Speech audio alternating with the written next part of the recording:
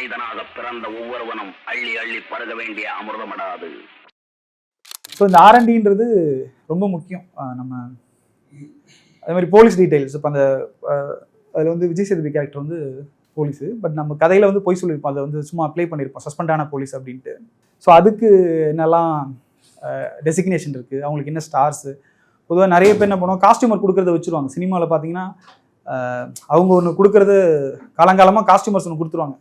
இதுதான் போலீஸு, இதுதான் பிசி, இதுதான் கான்ஸ்டபிள், இதுதான் எஸ்ஐ, இதுதான் இன்ஸ்பெக்டர்னு சொல்லி தப்பு தப்பாக இருக்கும் அப்படி கேட்ப ஒரு மாதிரி. ஸோ அதெல்லாமே கொஞ்சம் நான் ஃப்ரெண்டு மூலயமா இது பண்ணி என்னென்ன டிபார்ட்மெண்ட் இருக்குது, அதாவது ஒரு போலீஸில் எவ்வளோ டிபார்ட்மெண்ட்ஸ் இருக்குன்னு அந்த மாதிரி ஒரு ஆரண்டி பண்ணேன். ஸோ இது வந்து இப்போ அவங்க படத்துக்கு மட்டும் இல்லை, இப்போ எனக்குமான அது சம்மந்தமான டீட்டெயில் ஆகிடுது. அது எப்போவுமே நமக்கு யூஸ் ஆகும்.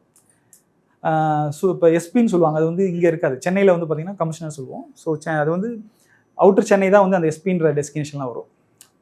ஸோ இது ஒரு சிலருக்கு தெரிஞ்சிருக்கலாம் அது பண்ணும்போது, பட் அது வந்து எல்லாருக்கும் தெரியாது. ஏசினா எல்லா இடத்துலையும் இருப்பாங்க, அசிஸ்டன்ட் கமிஷனர் அப்படின்னு நினைப்பாங்க, அப்படி கிடையாது. ஸோ சேம் கிரேடாக தான், இங்கே ஏசின்றவங்க அங்கே எஸ்பியாக இருப்பாங்க. ஸோ இது மாதிரியான விஷயங்கள் ஒரு இதுவும் அதை டெப்த்தாக போய், ஏன்னா அது எண்ட் கிரெடிட்ஸ்லாம் வந்து அதில் தான் வரும். அந்த க்ளோசர் வரும்போது அதில் எந்த தேதியில் ரசூல் ஜாயின் பண்ணா, விஜய் சேது எப்போ ஜாயின் பண்ணார், எப்போ இது பண்ணார், எப்போ அந்த ஆப்ரேஷன் நடந்துச்சு, அது எல்லாமே வந்து அந்த ரோலிங் கிரெடிட்ஸில் அதை கொடுத்துருப்பார். ஸோ அந்த இதுக்கு எனக்கு வந்து ஒரு இது எல்லாமே ஏதோ ஒன்று ரெகுலராக ஒன்று பண்ணுற முடியும். இந்த நான் சொல்கிற எல்லா விஷயத்துக்குமே ஒரு விஷயம் பண்ணாமலும் பண்ண முடியும், ஆனால் அது வந்து அதில் லைஃப் இருக்காது. அவங்களுக்குமே என்னென்னா கதைகள்லேயே உண்மை தேடி போவாங்க. இப்போ ஒரு கதை பண்ணுறோம் அப்படின்னா, ஸோ அந்த கதையில் இப்போ ஒரு ஒரு ஒரு இப்போ பிரகாஷ் ராஜ் கேரக்டர் இருக்குன்னா அதுக்கு ஏதாவது ஒரு ரெஃபரன்ஸ் அவங்க எடுத்துப்பாங்க. ஏன்னா அப்போ தான் அவங்கள அதை வந்து அதுக்குள்ளே போகும். ஒரு மெனக்கடல் இருக்கும், ஒரு ஏதோ ஒன்று நெருக்கி எடுக்கிறோம், ஒரு நெருக்கமாக ஒரு உண்மைக்கு நெருக்கமாக எடுக்கிறோம். நிறைய புனைவாக இருக்கலாம், ஆனால் ஏதோ ஒரு விஷயம் அவங்களை டிரைவ் பண்ணுறதுக்கு ஒன்று தேவைப்படும். அப்போ அவங்களுக்கு அதெல்லாம் உள்ளே வச்சுப்பாங்க. கதைக்கு இப்படி ஒருத்தவங்க அவங்கவுங்களுக்கு ஒரு மைண்ட்ஸ் அந்த அந்த அந்த இதுக்கு. ஸோ அது மாதிரி அதை இன்னும் அதை தாண்டி போகும்போது அந்த காஸ்டியூம்ஸு, இந்த ஃபேமிலியில் எப்படி இருப்பாங்க, ஸோ இது மாதிரி இந்த குடும்பத்தில் இந்த பெரிய ஒரு ஃபேமிலி சொல்லி இந்த குடும்பத்தை எப்படிலாம் ட்ரெஸ் பண்ணுறாங்க பாருங்கள், அதை ரெஃபரன்ஸ் ஆகிடுங்க. ஸோ இதுக்கு எல்லாமே நம்ம ட்ரை பண்ணணும். நமக்கு அதுக்கு முன்னாடி வரைக்கும் அது சம்மந்தமாக தெரிஞ்சிருக்காமலே இருக்கலாம். ஆனால் அப்போ ஒரு நமக்குள்ளே போகும், சரி யார்கிட்ட கேட்டால் அது கிடைக்கும், ஏதோ ஒன்று ரெஃபரன்ஸ். நான் சின்ன லெவல்லேருந்து ட்ரை பண்ணுவேன், ஓகே யார்கிட்ட போகலாம். ஸோ மோஸ்ட்லி பத்திரிகையாளர்கள் வந்து நிறைய ட்ராவல் பண்ணியிருப்பாங்க. அவங்களுக்கு அங்கங்கே கான்டாக்ட்ஸ் நிறைய இருக்கும், லோக்கல் கான்டாக்ட்ஸ் இருக்கும். ஸோ அப்படி ஒருத்தரை நான் பிடிச்சி அவர்கிட்ட பேசி அவர் தான் அந்த ஈரோடு கான்டாக்ட் எனக்கு கொடுத்தாரு. ஸோ இது மாதிரி நம்ம கான்டாக்ட் பிடிக்கணும். மேலோட்டமாக ஏதோ ஒரு விஷயத்த கூகுள் பண்ணால் ஒன்று கிடைக்குது, அதோடு நின்றாமல் நம்ம அந்த கிரவுண்ட் ரியாலிட்டி எனக்கு தெரியணும். ஸோ அந்த அளவுக்கு அதை உள்ளே போகும்போது அது ஒரு டெப்த் இருக்கும். நம்ம எல்லாத்துக்கும் ரெடியாக இருக்கணும். நம்ம ஒரு கதை பண்ணுறோன்னும் போது நீங்கள் ஒரு வாசிப்புகளில் கிடைக்கும். இப்போ நம்ம பார்க்குற வாழ்க்கை வந்து குறைவாக இருக்கலாம், நம்ம சந்திக்கிற மனிதர்கள் குறைவாக இருக்கலாம், ஆனால் வந்து நம்ம வாசிக்கலாம் நிறைய கதைகள், நிறைய பின்புலங்கள், வேற வேற எழுத்தாளர்கள். ஸோ இவங்களோட கதைகள் வாசிக்கும் போது அந்த மண் சார்ந்த மனிதர்களையும் நம்ம தெரிஞ்சுக்க முடியும். தெரிய தெரிய தெரிய தெரிய ஒரு கட்டத்தில் அவங்களுக்கு புரிய ஆரம்பிச்சிடும். போய் அந்த மீட்டர் புரிய ஆரம்பிச்சிடும். ஓகே, ஒரு ட்ராமா எப்படி நடக்குது, ஒரு ஷார்ட் ஸ்டோரி எப்படி பண்ணுறாங்க, ஒரு சீன் எப்படி என்ன ஒரு சீனுக்குள்ளே என்ன இருக்கும், என்ன சொல்லணும் அப்படின்னு ஒரு இம்பாக்ட் அவங்களுக்கு புரிய ஆரம்பிச்சிடும். இந்த வாசிப்புகளோட கூடிய அந்த படம் பார்க்குறது. ஸோ தினமும் நம்ம வந்து ஒரு ப்ராக்டிஸாக இருக்கணும். அதாவது வெள்ளிக்கிழமை படம் ரிலீஸ் ஆகுது அப்படின்னு பார்க்குறத தாண்டி நம்ம வந்து ரெகுலராக படம் பார்க்குறது, அது வந்து ஒரு ப்ராக்டிஸாக இருக்கும். ஏன் அப்படின்னா நம்ம உடம்பும் மனசுக்கெலாம் பார்த்தீங்கன்னா ப்ராக்டிஸ் இல்லைன்னு வச்சுக்கோங்களேன், கடிவாளம் இல்லாத போய்கிட்டே இருக்கும். கை தேர்ந்தவங்களாக இருப்பாங்க, சிறந்தவங்களாக இருப்பாங்க, ஒரு கட்டத்தில் பிரேக் விட்டோன்னே அவங்க திரும்ப அதை பிடிக்கவே முடியாது. பெரிய வெற்றியாளராக இருப்பாங்க, அவங்க அந்த ப்ராக்டிஸ்லேருந்து வெளியே வந்திருப்பாங்க, திரும்ப அந்த இடத்த போகவே முடியாது. நிறைய பேருக்கு அந்த நடந்திருக்க மாதிரி. ஸோ அந்த ப்ராக்டிஸ்ன்றது ரொம்ப அடிப்படை தேவையாக இருக்குது. ஒருத்தவங்க எதுவாகணும்னு ஆசைப்படுறானோ அதுக்கான ப்ராக்டிஸ் தேவையாக இருக்குது. அப்போ அசிஸ்டன்ட் போது நம்ம வந்து ஒன்றுமே இல்லாத இடத்துல ஏதோ மீன் விலையை பிடிச்சி எதுவுமே இல்லாத இடத்துல நம்ம வந்து அவ்வளோ இங்கே இது இருக்குது போட்டியும். ஸோ அப்போ அந்த கிளாரிட்டி எவ்வளோக்கு எவ்வளோ இருக்கோ அவங்களுக்கு முன்னுரிமை இருக்கும், அவங்களுக்கான வாய்ப்புகள் தேடி வந்துகிட்டே இருக்கும். இவன் வேலைக்காரன்டா. ஸோ வேலை பார்க்குறதுக்கு வில்லிங்காக இருக்கிறவங்க தான் இந்த முக்கியமாக இப்போ நிறைய ஃபீல்டு எடுத்துன்னு வச்சுக்கோங்களேன். ஒரு வேலை பார்க்குற சில பேர் இருப்பாங்க, சில பேர் ஊபி அடிப்பாங்க, அவன் பார்த்துப்பான் நமக்கு பதிலாக அப்படின்னு ஒன்று இருக்கு இல்லையா. அப்படி இருக்கிறவங்க இதில் இருக்க முடியாது. நமக்கு பதிலாக வேற எவனா பார்த்துப்பான் அப்படின்லாம் இல்லை. ஸோ அப்படி ஒருத்தன் இருக்கும்போது ஏதோ ஒன்று ரெண்டு தப்பிச்சு வரலாம். அப்படி அவன் லைஃப் டைம் அப்படி இருக்கான்னா முடியவே முடியாது. ஸோ ரொம்ப பர்சனல் கமிட்மெண்ட்டாக இருந்து தான் நம்ம இதுக்குள்ளே, ஏன்னா அவ்வளோ நமக்கு சுற்றி இருக்கிறவங்க எல்லாரும் இதுக்கு சப்போர்ட் பண்ணுறாங்கன்னு சொல்ல முடியாது. ஃபேமிலியில் வந்து எல்லாருமே ஒரு டைம் லிமிட் வச்சுருப்பாங்க. இது வரைக்கும் நீ இரு, இல்லைனா உன் ஃபீல்டில் வந்துரு. எல்லாத்துக்கும் எல்லாரும் ஃப்ரீடமாக விடுற அளவுக்கு எல்லாருக்கும் எல்லா வாழ்க்கையிலும் இருக்குமான்னு தெரியாது. ஸோ நம்ம எவ்வளோக்கு எவ்வளோ கமிட்மெண்ட்டு சீரியஸ்னஸ் எடுத்துக்கிட்டு நம்ம, பெரிய சவால் தான் இது. அப்படியான ஒரு இந்த லைஃப் நம்ம இந்த கேரியர் எடுத்துகிட்டு போகிறதுன்றது. ஸோ அதுக்கு மஸ்ட் நம்ம வந்து கமிட்மெண்ட்டாக எடுத்துகிட்டு ஒரு விஷயத்தை பண்ணுறது ரொம்ப அவசியமாக இருக்குது. எழுதுறதுன்றது உங்களுக்கான எழுதுறதோ இல்லை டைப் பண்ணுறதோ ஏதோ ஒன்று நீங்கள் வந்து டெய்லி ப்ராக்டிஸில் இருக்கும். நல்லா இருக்குது, நல்லா இல்லை, அது எப்படின்னு ஸ்டார்ட் பண்ண முடியும்? உங்கள் டைரியிலேருந்து கூட ஸ்டார்ட் பண்ணலாம். சில பேருக்கு எப்படிங்க எனக்கு எழுத வராது அப்படின்னா, நீங்கள் டைரியிலேருந்து ஸ்டார்ட் பண்ணலாம். இன்றைக்கி யாரை மீட் பண்ணீங்க, இன்றைக்கி என்ன கற்றுக்கிட்டீங்க, இன்றைக்கி என்ன பண்ணீங்க அப்படின்றதில் ரீகலெக்ட் பண்ணும்போது உங்களுக்கு அதில் அந்த சம்பவங்களாக வந்துட்டு போகும். ஸோ அப்படியே ஒரு ப்ராக்டிஸ் ஆக ஆக நீங்கள் வந்து அதை ஒரு சீனாக கன்வெர்ட் பண்ணலாம், ஒரு ஷார்ட் ஸ்டோரியாக எழுதலாம், ஏதோ ஒரு மாண்டேஜாக. இப்போ நிறைய பார்த்தீங்கன்னா மாண்டேஜஸ்லாம் நம்ம எழுதுவோம். அப்போல்லாம் வந்து நம்ம மாண்டேஜஸ் அப்படின்னா என்ன, நம்ம என்ன பண்ணுறது, சும்மா ரிப்பீட்டடாக ஒரே விஷயங்களை பண்ணிட்டே இருப்பாங்க மாண்டேஜஸில். இப்போ லைஃப்பில் நடக்கிறத நம்ம மாண்டேஜாக கொண்டு போது தான் அது லைஃப் கிடைக்கும். அதாவது நம்ம பழைய சினிமா பார்த்து நம்ம வந்து கற்பனையாக ஒரு விஷயத்தை யோசிச்சிட்டே இருப்போம். பட் நம்ம லைஃப்லேருந்து எடுக்கும்போது இதாக இருக்கும். நான் வந்து ஜோக்கரில் அது மாதிரி நிறைய மாண்டேஜ் நான் ஸ்பாட்டில் சொல்லியிருப்பேன். ஒரு கன்சீவான லேடி வழக்கமாக நம்ம படங்கள் என்ன பண்ணுவாங்க, கை பிடிச்சிட்டு நீங்கள் அப்பாவாயிட்டீங்க, நீங்கள் அம்மாவாயிட்டீங்க அப்படின்னுவாங்க, கை பிடிச்சி பார்த்துட்டு. இதுதான் ரொம்ப வருஷமாக ரொம்ப காலமாக அப்படி ஒன்று நடக்கும். நான் வந்து ராஜமுருகிட்ட சொன்னேன், இல்லை இதுக்கு வந்து ஃபஸ்ட்டு ஷாட்டு நம்ம வந்து டாப்பாங்கல்ல அவங்க வெயிட் மிஷின் மேலே நிற்கிறத எடுக்கலாம் அப்படின்னு சொல்லிட்டு, அப்புறம் வந்து இந்த ஏன் அப்படின்னு, பொதுவாக இப்போ வெயிட் மிஷின்றது ஜென்ரலாக அது ரெகுலர் செக்கப்பில் இருக்குது. நீங்கள் ஒரு செக்கப் போனீங்கன்னா எவ்வளோ வெயிட் போட்டிருக்கீங்க, கூடுதலாக இருக்கீங்கன்னு இது பண்ணுவாங்க. நான் அதை மெட்டஃபராக என்ன சொன்னேன்னா, ஒருத்தவங்க குழந்தைய சுமக்கிறதுன்றது அது வந்து ஒரு இதுதான். ஸோ எடை அதிகரிச்சிருக்கும் இல்லையா. ஸோ இப்போ இந்த வெயிட்டுன்றது இன்னொருத்தவங்களை அவங்க சுமக்கிறாங்க அப்படின்றதுக்கான ஒரு மெட்டஃபராகவும் இருக்கும். அப்படின்றதுக்காக அதை அப்படி ஒரு இது பண்ணோம். அதெல்லாம் அந்த மாதிரி நிறைய மாட்டியை சொல்லிட்டு போகலாம். அதெல்லாம் எங்கேருந்து கிடைக்குதுன்னா, நான் என் லைஃப்பில் பார்த்தது. ஸோ நான் ஊர்லேருந்துலாம் சில பேர் வருவாங்க, சொந்தக்காரங்க, அவங்களாம் ஹாஸ்பிட்டல் கூட்டு போவேன், மார்க்கெட் போவேன். நான் அசினேட்டராக ஜாயின் பண்ணப்போ நான் ஃபஸ்ட்டு என் மாமா வீட்டில் தங்கியிருந்தேன். அப்போ வந்து நான் சமையல் செஞ்சுருக்கேன். எனக்கு சமையல் தெரியாது முன்னாடி, எதுவுமே தெரியாது எனக்கு. ஸோ நான் சமையல் செஞ்சுருக்கேன். ஸோ அதில் எதுவுமே தெரியாது, சப்பாத்திலாம் உருட்ட தெரியாது. அதுக்கெல்லாம் வந்து திட்டு வாங்கியிருக்கேன், இன்னும் சப்பாத்தி கோணல்மான்லாம் இருக்குது அப்படின்னு. ஸோ இந்த ஒழுங்குன்றது நம்மளோட லைஃப்லேருந்து அது எனக்கு எதுவுமே எக்ஸ்பீரியன்ஸே கிடையாது. ஃபஸ்ட்டு ஈஸியாக சொல்லிடலாம், ஆனால் தெரியாதுன்னு இல்லை, செய்வேன் சார். நான் பண்ணதில்லை, ஆனால் பண்ணுவேன் சார். கிளாப் அடிப்பீங்களா? இப்போ வந்து கிளாப் தேவையில்லை. ஸோ அடித்ததில்லை சார், நான் அடிப்பேன் சார். அது பிடுங்கிறது 4 பேர் இருப்பாங்க, ரெடியாக இருப்பாங்க ஒரு வேலை அப்படின்னு. ஸோ அப்போ வந்து அங்கே டாக்கியாக இருக்கும். சவுண்ட் கிளாப் தெரியும் இல்லையா உங்களுக்கு? எத்தனை பேருக்கு தெரியும் சவுண்ட் கிளாப் அடிக்கிறது? எத்தனை பேருக்கு தெரியும்? பார்த்துருப்பீங்களா? ஏன்னா இப்போ வந்து டிஜிட்டல் ஆகிடுச்சு. சவுண்ட் கிளாப் வந்து மோஸ்ட்லி அப்போ இருக்காது. ஃபஸ்ட்டு ஸ்டார்ட் சவுண்ட் சொல்லுவாங்க. இப்போ வந்து சொல்கிறது வந்து ஸ்டார்ட் கேமரா, ரோலிங் ஆக்ஷன் போயிடுது. ஸோ அதுக்கு முன்னாடி அந்த சவுண்டு தனியாக வச்சுருப்பாங்க. சவுண்ட் டிபார்ட்மெண்ட் நாகராவுன்னு இருக்கும்.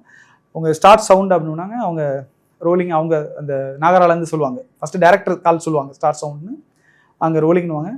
அப்புறம் வந்து அஸ்னேட் வந்து உள்ளே போய் 25/3 take 1 scene number, shot number, take number சொல்லுவாங்க.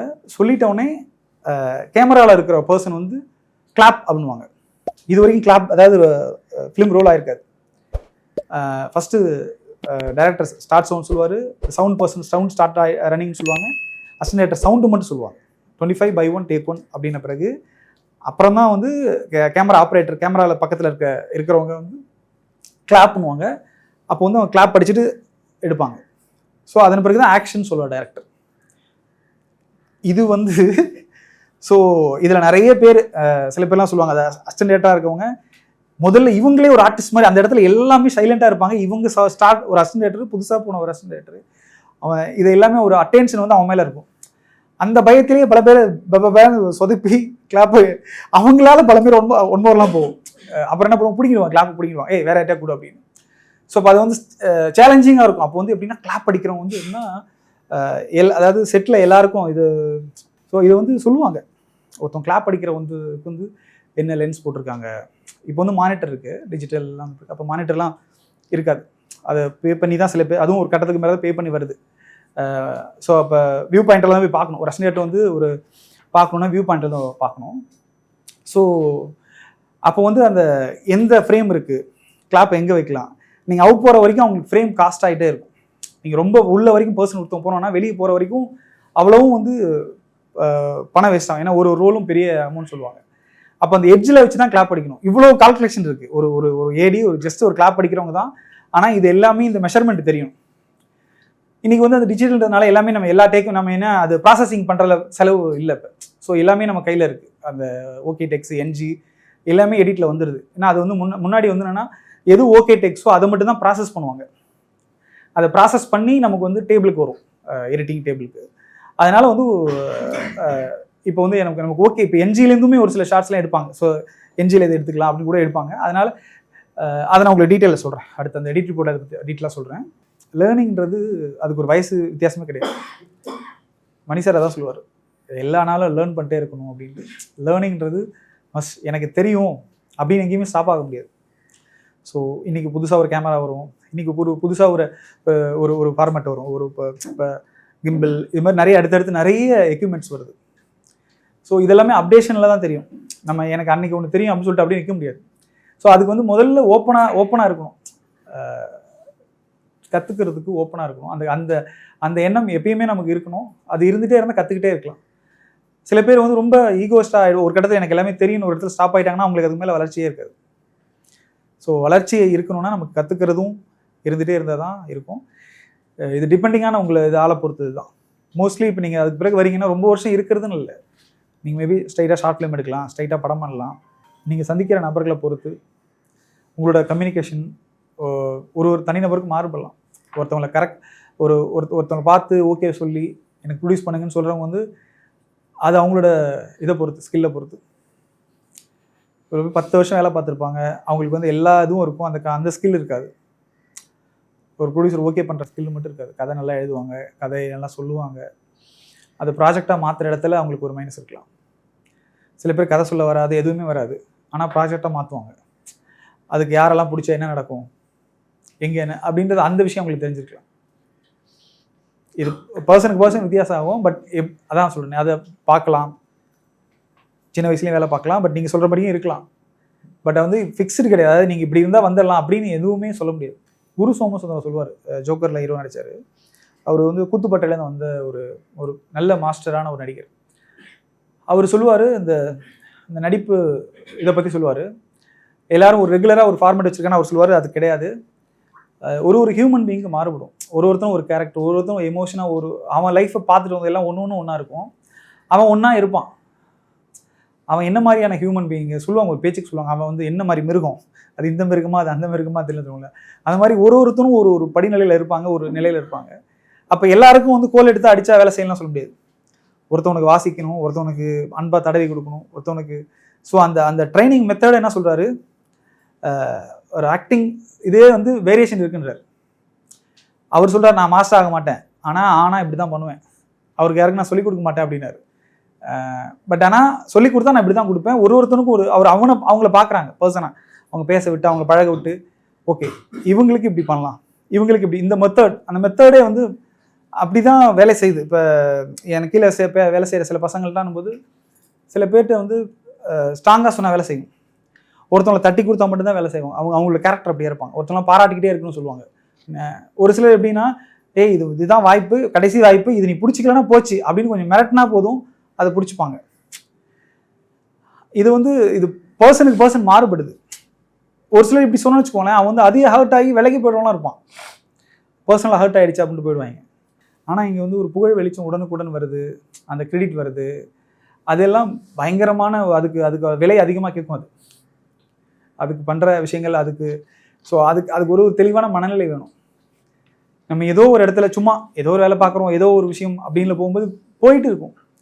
இந்த கிளாரிட்டி, இந்த விஷயம் எதுக்கு இதெல்லாம் நடக்குது அப்படின்ற ஒரு கிளாரிட்டி, அவேர்னஸ் இருந்தால் தான் நம்ம அடுத்த ஸ்டேஜ் போகிறோமா இல்லை அங்கேயே நின்றுட்டு இருக்குமா. வேலை நடக்கும். இப்போ ஷூட்டிங்கில் சில பேர்லாம் சொல்லுவாங்க, ஷூட்டிங்லேயே இருப்பாங்க, அந்த பொங்கல் சாப்பிட்றதுக்காக இருப்பாங்க. சில கேட்டகரியில் இருப்பாங்க, அவங்களுக்கு அந்த ஷூட்டிங்கில் அந்த பொங்கலை பார்த்தா ஹாப்பி ஆகிடுவாங்க. அதெல்லாம் ஒரு விதமான அடிக்ஷன். அவங்க அதுக்காகவே அதிலே இருப்பாங்க. அவங்க அடுத்து வளர்றாங்க போகிறாங்கன்றதாண்டி ஏதோ ஒரு வேலையா ஏதோ ஒரு சினிமாவோ ஒரு பார்ட்டா போயிடுவாங்க. நான் பார்த்துருக்கேன் அது மாதிரி பீப்புள். அவங்க வந்து அதை அசோசியேட்டாக எடுத்து ஓகே இதில் போனால் நல்லாயிருக்கும், இது பேர் கெட்டு போயிடும், இல்லை வேறு ஒன்று பண்ணலாம், ஸோ அடுத்த ஸ்டேஜ் போகிறோம், இதில் நமக்கு வந்து கொஞ்சம் ப்ரொமோஷன் இருக்குது, இல்லை நல்ல ப்ராஜெக்டாக இருக்குது, இந்த ப்ராஜெக்டில் ஒர்க் பண்ணோன்னா நம்ம அடுத்து படம் பண்ண முடியும், இந்த கால்குலேஷன்லாம் இருக்குல்ல. ஏதோ ஒன்று ஷூட்டிங்கு அப்படின்னும் போது ஓகே, ஆரம்பிக்கும் போது நமக்கு தெரிஞ்சுக்கும் போது ஓகே, ஸ்டார்ட் பண்ணும்போது நம்ம ஒரு விஷயத்தை ஸ்டார்ட் பண்ணுறோம். அதுக்கு பிறகு நம்ம ஓகே இந்த ப்ராஜெக்ட் நம்ம என்ன கற்றுக்கிட்டோம், அடுத்து நம்ம யார்கிட்ட போகலாம், ஸோ நமக்கு என்ன வாய்ப்புகள் இருக்குது, ஒரு ஒரு ஒரு ஒரு ஒரு உங்களுக்குள்ள ஒரு ரிமைண்டர் மாதிரி போட்டு யாரெல்லாம் மீட் பண்ணலாம், என்ன பண்ணலாம், ரொம்ப அவசியம். நமக்கு எல்லாமே காரணம், அதாவது காரியமாக நடந்துக்கலாம், வேறு வழி இல்லை. நமக்கு இப்போ ரெஃபரன்ஸ் சொல்லி கொடுக்க சொல்கிறது கூட ஆள் இல்லைன்னும் போது நம்ம வாழ்க்கையில் பார்க்குறவங்கள யாரையாவது நம்ம இவங்களை ஏதாவது நமக்கு இன்ஃப்ளூயன்ஸ் பண்ண முடியுமா? ஸோ நம்மளை பற்றி அவங்களுக்கு தெரிஞ்சுதுன்னா நமக்கு எங்கேயும் அவங்க ரெஃபரன்ஸ் கொடுக்கலாம் இல்லையா? இப்போ நம்ம ஏதோ ஒரு டீமில் ஒரு சின்ன டீமாக இருக்கும், அங்கேருந்து ஒரு சின்ன அது நமக்கு தெரியவே தெரியாது, ஆனால் அங்கே ஒரு லிங்க் இருக்கும். அங்கேருந்து நான் ஒரு நெக்ஸ்ட் லெவல் ப்ராஜெக்ட் நான் அப்படி ஒர்க் பண்ணியிருக்கேன். நான் வந்து ஆரம்பத்தில் யோசிச்சதுன்னா ஒரு சின்ன ப்ராஜெக்ட் சொல்லி அதை ட்ராப் போயிருக்க முடியாது. பட் ஆனால் போயிருந்த பிறகு அதில் ஒரு ப்ரொடக்ஷன் மேனேஜர் மூலயமா எனக்கு ஒரு சின்ன ஒரு லிங்க் கிடைக்குது, அது மூலயமா அடுத்த அப்படி ஒரு செயின் லிங்க் இருந்துகிட்டே இருக்குது என்னோட. பட் இதுக்கு எல்லாமே முன்னாடி தெரிஞ்சிடாது. நமக்கு வந்து இன்ட்யூஷனாக நமக்குள்ள ஒரு விஷயம் நமக்கு ஒரு கிளாரிட்டி இருக்கும்போது தான் நம்ம டயலாமோட இருந்தான்னா இந்த கிளாரிட்டி கிடைக்குமான்னு தெரியாது. நம்ம இப்படி ஒரு காலை வைப்போம், இப்படி ஒரு காலை வைப்போம், பக்கத்தில் போகிற தெருவுக்கே ரெண்டு வழி இருக்குன்னு தெரிஞ்சால் நம்ம ஒரு பாதியில் போயிட்டு திரும்ப வந்து கூட இதில் போகலாம். ஸோ அது போய் டெஸ்டினேஷன் போகிற வரைக்குமே டவுட் இருந்திருக்கும், இப்படி போயிருக்கலாமோ, இந்த மாதிரி இந்த குழப்பம் இருந்தே இருந்துச்சுன்னா அவங்க வாழ்க்கை முழுக்க அந்த குழப்பம் இருந்துகிட்டே இருக்கும். ஸோ ஒரு கிளாரிட்டி அவசியம். ஸோ அந்த மொமெண்ட்டில் இருக்க வேண்டியது ரொம்ப அவசியம். இப்போ அட் ப்ரெசன்ட் இப்போ நம்ம இங்கே இருக்கோன்னா இந்த மொமெண்ட்டில் நம்ம இருக்கணும். நான் பாஸ்ட்லேயோ இல்லை ஃப்யூச்சர்லேயோ இருந்துகிட்டே இருந்தால் அந்த கிளாரிட்டிக்குள்ளே வரவே முடியாது. மேபி சம்டைம்ஸ் இருக்கலாம், நம்ம ஏதோ ஒரு டைமில் இருக்கும்போது அப்படி இருக்கலாம். ஆனால் மோஸ்ட் ஆஃப் த மொமெண்ட்ஸ் நம்ம வந்து இது ப்ராக்டிஸில் இருந்தால் தான் அப்போ ஒரு மல்டி டாஸ்க்லாம் பண்ண முடியும். ஒரு அசிஸ்டன்ட்ன்றவங்க ஒரு மல்டி டாஸ்க் பண்ணக்கூடியவனா இருக்கும். ஸோ இப்போ மல்டி டாஸ்க் எவன் பண்ண முடியும்? ரொம்ப அவேராக இருக்கவங்க தான் பண்ண முடியும். ஸோ அந்த அவேர்னஸ்ன்றது நம்ம ப்ராக்டிஸில் இருந்தால் மட்டும்தான் வரும். நான் போனால் வந்துடும் அப்படிலாம் கிடையாது. லைஃப்லேயே அந்த அவேர் இருந்தால் தான் சின்ன சின்ன விஷயங்களாக இருக்கும். இப்போ இந்த ஓசிடிலாம் சொல்லுவாங்க, வீட்டை பூட்டுறதுக்கு ஆஃப் பண்ண கேஸை ஆஃப் பண்ணுறது, இதெல்லாம் என்னன்னா அந்த கிளாரிட்டி இல்லாத போது செய்கிறது தான். ஒரு வேலையை செய்யும் போது அங்கே கவனம் இருந்திருக்காது. அந்த நேரத்தில் அந்த கவனத்தோடு அந்த வேலையை செஞ்சுருந்தா அது சம்மந்தமான உங்களுக்கு டவுட்டே இருக்காது. ஸோ இது அந்த ப்ரெசென்ட்டில் இருந்துக்கிட்டே இருக்கோம்னா ரொம்ப ரொம்ப ரொம்ப ரொம்ப நம்ம கான்ஃபிடென்ட் பர்சனாக இருப்போம். நம்ம செய்கிற செயலை நமக்கே தெளிவு இருந்துச்சுன்னா ரொம்ப கிளாரிட்டி வந்துடும். எனக்கு எக்ஸ்பீரியன்ஸாக சொல்லணும்னா செக்கச்சவந்தாவனமில் நான் வந்து பேடு ஆக்ஷன் கண்டினியூட்டியெல்லாம் பார்த்தேன். ஸோ அப்போ வந்து சில இமேஜஸ் எடுப்பேன், ஃபோட்டோஸ் எடுத்துப்பேன். மோஸ்ட்லி கண்ணில் தான் பார்ப்பேன். ஒரு 5 பேர் 6 பேர் ஆர்டிஸ்ட் இருக்காங்கன்னா ஒருத்தவங்க ஒரு ஆக்ஷன் பண்ணுவாங்க. ஒருத்தன் கையை தூக்குவான், ஒருத்தன் அப்படின்வான், ஒருத்தன் கீழே உட்காரும், ஒருத்தன் எழுந்திருப்பான், ஒருத்தன் குரல் கொடுப்பான், ஏய் அப்படின்வான். அந்த எந்த இடத்துல அவன் கையை நீட்டினா அப்போ அந்த ஆர்டிஸ்ட் எங்கே நின்று இருந்தாரா உட்காந்துருந்தாரா. ஒரு 6 பேர் இருக்காங்கன்னா ஸோ ஒரு டைலாக் பேசும்போதும் ஒருத்தவங்களும் என்ன பண்ணாங்க. ஸோ இன்னொரு ஆங்கிள் போவோம், கவுண்டர் ஆங்கிள் போவோம், கட் ஷாட்ஸ் போவோம், க்ளோஸ் போவோம், செஷன் போவோம், மிட் வைட் போவோம். ஸோ மாஸ்டரில் என்ன பண்ணுறாங்களோ அதை நம்ம ரிப்பீட் பண்ணணும். அதை வந்து சில ஆர்டிஸ்ட் தான் ஞாபகம் வச்சுப்பாங்க அவங்க பண்ண ஆக்ஷன்ஸ். இப்போ துண்டு எடுத்து இப்படி போடுறாங்க இல்லை இப்படி போடுறாங்க அப்படின்றதுன்னா அவங்க என்ன பண்ணுவாங்க, ஒரு முறையும் துண்டு இந்த கையில் போடுவாங்க, மாற்றி போடுவாங்க, ஏதோ ஒன்று பண்ணிகிட்டே இருப்பாங்க. இப்போ கையில் ஒரு நோட் புக் வச்சுட்டு ஏதோ ஒருத்தவங்க இப்படி போகிறாங்க, ஒரு போலீஸ் ஒருத்தவங்க ஒரு பிசி ஒருத்தவங்க இப்படி நோட் பண்ணிட்டு போகிறாங்கன்னா அவங்க இப்படி கையில் வச்சு பேசிட்டு இருப்பாங்க. அப்புறம் அடுத்த ஷாட்டில் பார்த்தீங்கன்னா கையில் இந்த வச்சுருப்பாங்க, இப்படி மாற்றி பண்ணிருப்பாங்க. அது வந்து ஒரு ஆக்ஷனில் இருந்தால் ஓகே. ஆனால் ஒரே டைலாகாக இருக்கும், வேறு ஷாட் போயிருப்பாங்க, அப்போ வேறு இடத்துல இருக்கும். அப்போ இதெல்லாம் யார் கவனிக்கணும்? ஆர்டிஸ்ட் கவனிப்பாங்களா? அவங்க கவனிக்கணும். பட் ஆனால் அவங்க அது வேலை இல்லைன்னு வாங்க. அப்போ இது ஒரு ஏடி தான் அதெல்லாம் கவனிக்கணும். இப்போ ஒரே நேரத்தில் ஒரு மல்டி டாஸ்கிங், அதாவது ஒரு இப்போ ஒரு 4 பேர் இருக்காங்க, ஒரு 2 கேரக்டர்ஸ் இருக்காங்க, ஒரு ஹீரோ இருக்காங்க, ஒரு ஹீரோயின் இருக்காங்க, ஒரு 4 பேர் இருக்காங்கன்னா ஸோ இது எல்லாமே நமக்கு வந்து விஷனில் இருக்கணும், நம்ம பார்வையில் இருக்கணும். அப்போ நம்ம அந்த நேரத்தில் அதை பார்த்தா மட்டும்தான் நம்மளோட மெமரியில் கலெக்ட் ஆகும். நம்ம வந்து அந்த நேரத்தில் வேற என்ன பண்ணுறாங்க, இது என்ன பண்ணுறாங்க, அது என்ன பண்ணுறாங்க அப்படின்னு நம்ம டைவர்ஷன் இருக்கும்போது மீன் அந்த ஃப்ரேமுக்குள்ளே என்ன நடக்குதுன்றதை தாண்டி நான் வெளியிலலாம் யோசிச்சிட்டே இருந்தேன்னா அதை எனக்கு வந்து கிளாரிட்டி இருக்காது. அப்படி ஒரு விஷயத்தில் ஒரு 5-6 பேர் இருக்கிற இடம், அரவிந்த் சாமி சார், சிம்பு, அருண் விஜய், தியாகராஜன், ஒரு வக்கீல் சீன், வக்கீல் வீட்டில் போய் நடக்கிற ஒரு டிஸ்கஷன். அந்த சீனில் ஒரு ஆர்கியூமெண்ட்டு இதெல்லாமே இருக்கும். அப்போ ஒரு மாஸ்டர் ஷாட் முடிச்சுட்டாங்க. அப்புறம் கட் ஷாட்ஸ்லாம் போயிட்டே இருக்குது. ஒரு 1/2 hour கழிச்சு ஒரு கவுண்டர் ஆங்கிள் போகுது. ஸோ அப்போ வந்து அது ஒரு இன்னொரு மாஸ்டர் மாதிரி தான், அது கவுண்டர் ஆங்கிள். இந்த ஆங்கிள்லாம் எடுத்தாச்சு. இப்போ அந்த ஆங்கிள் போகிறாங்க, ஒரு 1/2 மணி நேரம் கழிச்சு எடுக்கிறாங்க. அப்போ ஒரு ஆர்கியூமெண்ட் வந்து கோர் மூமெண்ட் வரும், ஒரு ஹீட் ஆஃப் த மூமெண்ட் இருக்கும். அந்த மூமெண்ட் அப்போ ஒருத்தர் எழுந்து நிற்கிறது, ஒருத்தர் கையை காமிக்கிறது, இப்படி இருக்குது. அப்போ ஆர்டிஸ்ட் சொல்லிக்கிறாங்க, நான் வந்து வேறு வேலையாக போயிட்டு நான் உள்ளே வரேன். அப்போ அவங்களுக்குள்ள டிஸ்கஷன் போயிருக்கு. மணி சார் கிட்ட ஒருத்தரும் ஒன்று சொல்லியிருக்காங்க. தியாகராஜன் சார் ஒன்று சொல்லியிருக்காரு, அரவிந்த் சாமி சார் ஒன்று சொல்லியிருக்காரு. தப்பாக இருக்குது, ரெண்டும் சொல்கிறது வேற வேறையாக இருக்குது. எனக்கு இவங்க என்ன சொன்னாங்களாம் தெரியாது. மணி சார் கூப்பிட்டு கேட்குறாரு, இந்த டைலாக் பேசும்போது தியாகராஜன் என்ன பண்ணிருந்தாரு? இவர் கை நீட்டி அரவிந்த் சாமி பேசும்போது இவர் உட்கார்ந்து இருந்தாரா நின்று இருந்தாரா அப்படின்னா நான் வந்து ஒரு கண்டினியூட்டி சொல்கிறேன். சார் அவர் நின்று இருந்தார் அப்படின்னு. அவர் உட்காந்து இருந்தாருன்னு அவர் சொல்லியிருக்காரு அரவிந்த் சாமி சார். அது எனக்கு தெரியாது. அப்புறம் தான் சொல்கிறார், இல்லை அரவிந்த் இது சொல்கிறாரு, தியாகராஜன் சார் இது சொல்கிறாரு அப்படின்னு. எனக்கு ஷாக் ஆகிடுச்சு. ஐயோ, அரவிந்த் சார் சொல்கிறதுக்கு நான் எதிராக சொல்கிறேன்னா, அந்த அவர் ரொம்ப நாலேஜ்டு பர்சன் ஆச்சு, அவர் சொன்னது கரெக்டாக தான் இருக்கும்ல அப்படின்ற ஒரு இது வருது.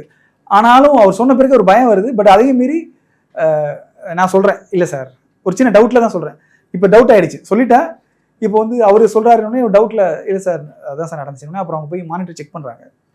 ஏன்னா இந்த மாதிரி 2 இது இருக்குது. இது இப்படியே போச்சுன்னா என்ன எடிட்டில் பிரச்சனை ஆகும். இது மாதிரி என்ன ஆகும்னா, இப்படி போயிட்டோம்னா எடிட்டில் வந்து மேட்ச் கட் பண்ண முடியாது. அப்போ என்ன பண்ணுவாங்க, ஒன்று அந்த ஷாட் அதில் வச்சு போகணும். அப்படியே இருந்தாலும் அதை மேட்ச் கட் திரும்ப ஒரு இடத்துல இணைக்கும் போது அங்கேயும் கண்டினியூட்டி தேவைப்படும். ஸோ இப்போ அந்த ஒரு இன்னொன்று ஜென்ரலாக இந்த மாதிரி மாஸ்டர்ஸ்லாம் என்ன பண்ணுவாங்கன்னா, ஷார்ட்ஸ் எங்கே கட் பண்ணால் அவங்களுக்கு தெரியும். ரொம்ப ப்ரீ பிளான்டாக வருவாங்க. அதாவது இந்த இடத்துல கட்டு, இந்த இடத்துல இது அப்படின்றது அவங்களுக்கு தெரியும். எடிட் நாலேஜோட வருவாங்க. ஸோ இப்போ ரேண்டமாக எல்லாத்தையும் எடுத்துக்கோ, எடிட்டில் பார்த்துக்கலாம். இது அப்படி இல்லை. இவங்க வந்து என்ன கிளாரிட்டி இருக்கும், இந்த ஷாட்டுக்கு பிறகு இந்த ஷாட் வரும், இந்த ஷாட்டுக்கு பிறகு இந்த ஷாட் வரும் அப்படின்னு. ஸோ அப்போ அவரை வச்சு பார்க்கும்போது அவருக்கு அந்த எடிட்டில் அவருக்கு அந்த கண்டினியூ மிஸ்டேக்காக இருக்குது. போய்ட்டு மானிட்டரில் வந்து பார்க்குறாரு. நான் கிட்ட போகல, மானிட்டர் கிட்ட போகல, நான் தூரமாக நின்றுட்டு இருக்கேன். அவர் செக் பண்ணிவிட்டு அப்படியே நான் பார்க்குறாரு.